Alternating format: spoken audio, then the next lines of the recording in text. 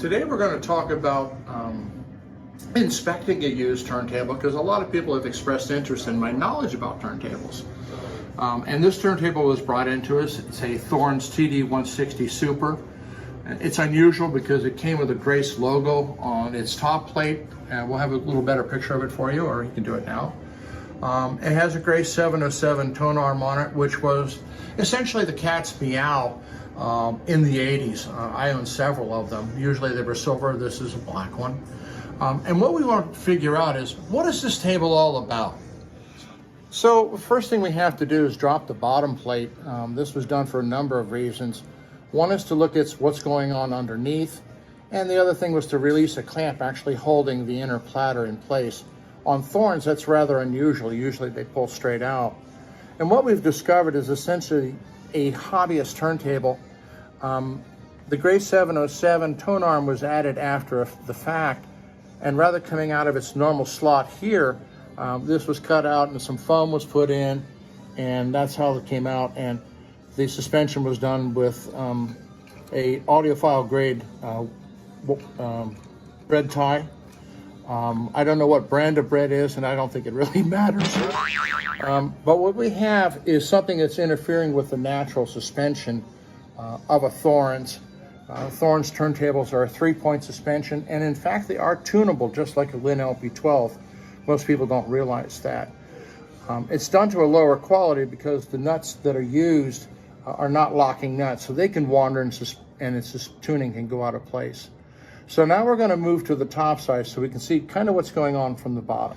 Okay, now from the beginning, the first thing we want to look at is the actual bearing of the platter system. If the bearing is shot or is highly worn, it's going to introduce noise or vibration, which the stylus will eventually pick up. So this one would release the lock. We're pulling out the bearing. This has a shaped bearing. Many of them can be flat with a captured ball bearing in the well. And we're going to wipe this bearing off, and we're going to actually look at it. And we can look at it from the side, and we see nothing abnormal. And then we're going to take a very careful look at the actual contact point. And we're looking for a couple things. If the turntable has been abused and bounced around in movement without care, you're going to see on the very tip a wear spot that'll be very, very small, or can be the size of a head of a pin. If it's a head of a pin, it's over. If it's severely been bounced, you'll actually see rings around the very point, indicating where the bearing has punched into the thrust plate, and I'll explain that in a moment, and is actually running another groove point, pivot point on the thrust plate itself. This bearing looks really, really nice, so I like that. Now, when we talk about the thrust plate, we're actually looking at the piece of metal at the very bottom of the well where the bearing sits. And we look at to see how big the spot is down there.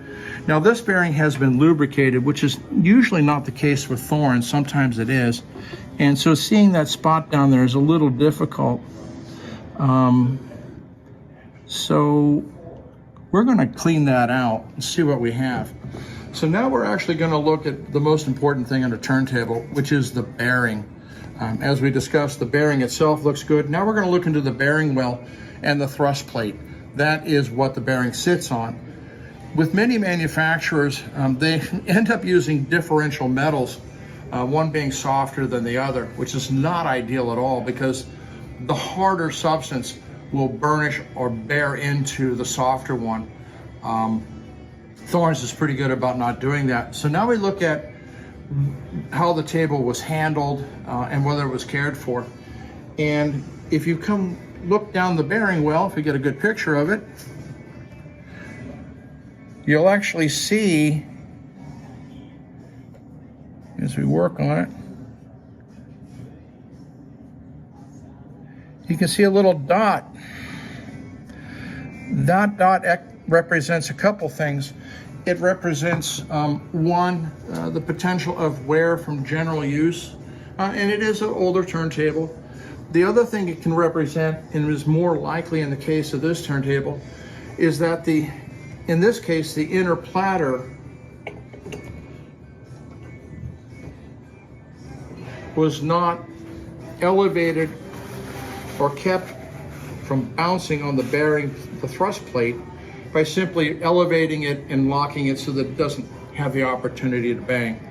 So on a grade level, this is not a 10. 7 or 8, yes. Is it something that you'll hear? Maybe a little, depending upon the price of the table, could be acceptable or not. This is far above average of what I typically see on a Thorns turntable. Most of them, I'll just look at them and say, well, I can't sell them because they don't represent what the table was when it was originally sold. Thorns does a much better job at bearings in their development than many others. Some of them even go so far as to use plastic ball bearings in there, which after a couple of years aren't worth anything. They're really rather bad. So we'll grade this one as a 7 or 8 in terms of that. Now we're going to move on from the platter system. The other thing I'd quickly noticed is if you look at the top plate, you can see where the outer platter was actually skimming or rubbing on, the cover plate. This is usually a warning sign as to that the table's been allowed to bounce around and with little protection to the inner platter or the bearing itself. And as I say, when you're dealing with used turntables, unless you actually get to personally and physically inspect them, you're really buying a pig on the poke. And God help you if a guy found one in a thrift shop, because he doesn't even have a clue as to what's going on. He just sees big numbers on eBay or any other site and just launches it. Okay, so we're going to leave that go for a second.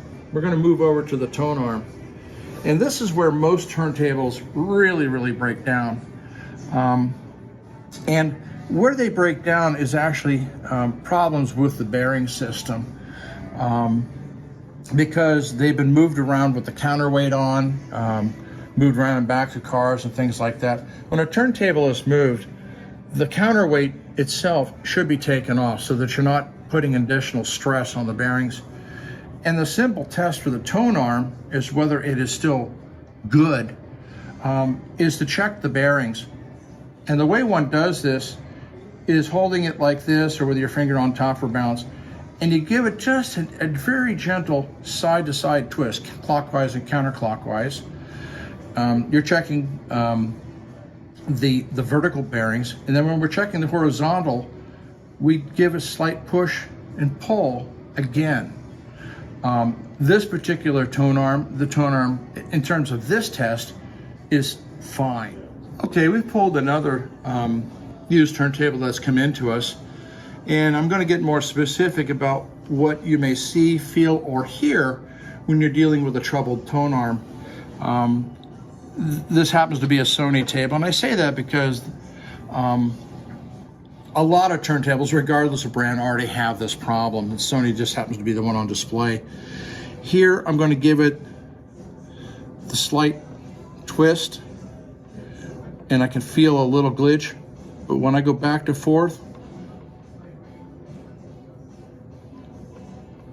perhaps you can hear that. There's some play in this. What this means is that the tone arm is not properly working, that its vibrations may be added to what the cartridge picks up. Whatever the cartridge picks up, the vibration is going to go down and then it's going to come back up the tone arm. It's certainly not ideal. So in terms of, is this a way that perhaps like Sony made it? I doubt it. This shows movement, again, probably with the counterweight on, and this is what can happen. So again, you can't see that from pictures of advertising. Everything looks wonderful. And the reality is you actually have to physically look, physically inspect it. You have to mechanically look at certain things. And these are the sort of things that are going to come up. Is a table like this better than something that sells for $149 on Amazon today? Probably so. I don't make that guarantee. because I have no idea what even quality can come out of a table that probably produced for like $25. But these are the sort of things you look for in a turntable. This one has the convenience of a removable head shell. Removable head shells are not ideal at the audiophile level. They are convenience, so you can change cartridges. Hopefully you get the jig so that you know exactly where this stylus should sit in the front to back position so that it properly goes across the record. I've brought out one of the templates we use, in this case for Lynn turntables. And what you'll see is their engineering is from pivot point to where the stylus should be. And their engineering is 229 millimeters. And then there's a specific arc where it crosses over the record. And the stylus should stay in that arc the entire time. If it's too far forward or too far back, either in the front or the back, the cartridge is not properly mounted, and it's going to result in distortion and mistracking either on the inner or outer grooves. Some of them will come with a little AB plate, which this one also has, so you can mechanically look again what's going on. But your turntable should come with some sort of overhang gauge or a template to allow you to properly mount the cartridge. Okay, so what we've done is we've basically looked at two turntables that have come in that are going to be offered for sale. And as I said, before we do anything, we like to know exactly what it's all about, so it can be fairly represented. I do dearly love the Thorns turntables. It's belt driven. This one will need a new belt. If a turntable's been sitting for 2 or 3 years unused, the belt's already stretched out of shape. It's kind of like a tire left in a parking lot and the car's hadn't been moved for a couple of years. The convenience of direct drive is you don't have to deal with belts. This is probably a semi-automatic or automatic. And there's sometimes people who need that type of feature to enjoy vinyl. They just can't deal with it. This one comes with a lifter. This is an aftermarket one. They were pretty neat. They weren't always reliable, but they have little trip springs. So it lifted the arm up for this owner. So it acted kind of like a semi-automatic, but without the problems of all the semi-automatic or automatic gears chattering around in the sub-chassis and creating its own set of problems, as well as interfering with the movement of the arm itself. And they do, they're mechanical. So there we are. Hope you enjoy. If you have any questions, feel free to write us on our website or respond on this video, and I'll try to do the best I can to give you respectable answers. And there we are.